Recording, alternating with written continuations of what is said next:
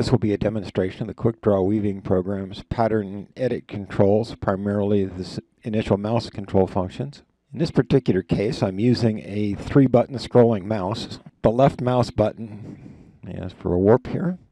The left mouse button, I have a series of tools. Normally I would use the right mouse button would be to select a block of threads. For example, I'll do a right click and select that block.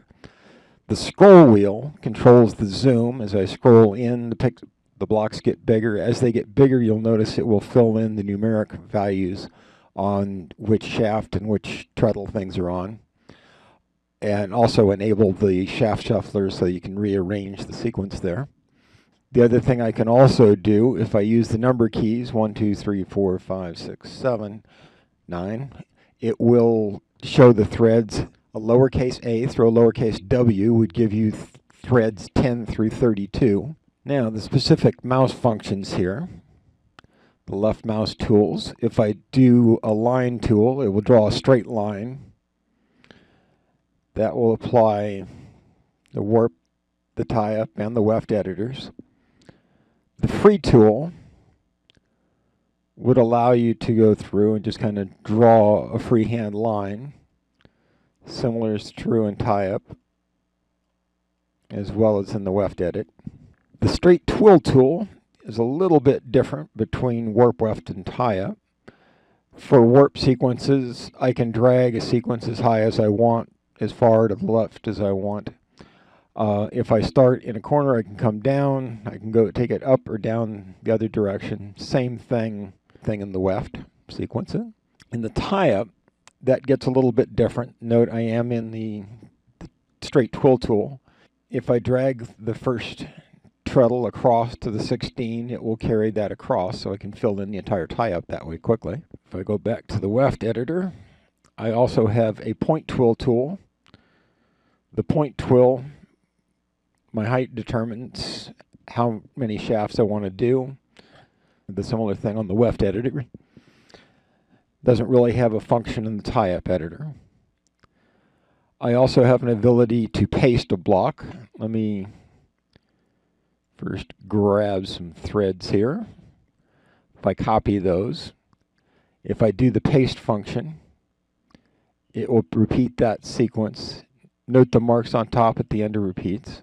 I also have a paste symmetric tool, so that as I drag it across, you'll notice on the bottom it shows where the pattern reverses. On the top it shows where the end of the pattern repeat is. If I am working on the tie-up or I'm working on a weft with a lift plan or multi-treadle, I also have a fill tool. The fill tool will fill the area that's selected, or if it's already filled in, it will reverse it back out. So that gives me the basic controls for warp, weft, and Tieup entry using the mouse functions. Thank you. This will be an update to the warp and weft editor's mouse control functions. What I've added is 2 new control functions here that will kind of telescope the warp or weft up or down. For example, if I select the compression, that says I'm going to take an area that the mouse indicates, and I'm going to flatten all the threads within the box there, and it'll maintain the thread progression as well as it can in the process there. Now, the other thing I've also added is the telescope up button. And what that will do, if I'm carefully dragging right across the bottom here, as I go up 1, it will shift all of the shafts in this area up by 1 click or 2 clicks. So I've now actually got a seed 2 satin, and I can go up by 3, 4 clicks, 5, 6, and generate the various satin keys if I wanted to that would spread those warp threads out and create an amalgamation. So that is what those 2 functions do. Thank you. This will be an update to the Quickdraw weaving program's warp and weft primary editors. Let me start out real quickly here and add some more shafts so I can work with it. So I've now got 16 shafts when I go back and look.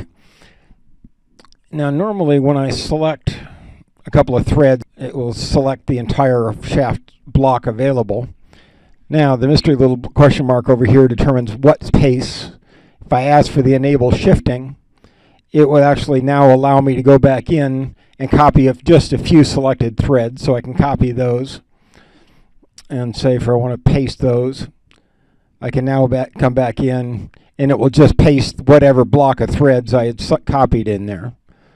So example, if I now copy that chunk, and again I'm going to paste it where I want to, it will paste those in, and as I go up, and the thing about that, it will also reverse the threads, reverse the sequences up or down, so you can actually, once you copy it, you can move it around and paste it. The symmetrical paste will reverse the sequence of the warp and back and forth that direction, and the same thing happens in the weft. So I can actually paste the warp threads I'd copied straight into the weft, and it recognizes the change there.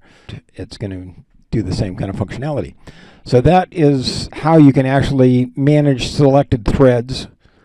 For example, I can also select that, and the reverse buttons, the inverse, the shift buttons all apply only to the area of the selection rather than to the entire thread. Thank you. Bye now. Okay, this will be a brief update for Quickdraw version 4.13. In terms of the main warp and weft page editors, what I've added is an annotation function, and that applies to both warp and weft. If I hit the weft view, I have the same annotation button. The other thing I've added here is the ability to hide the warp, so you'll notice the warp has now disappeared, and if I click that back, I can get the warp. So if I'm editing the weft, I have a lot more room.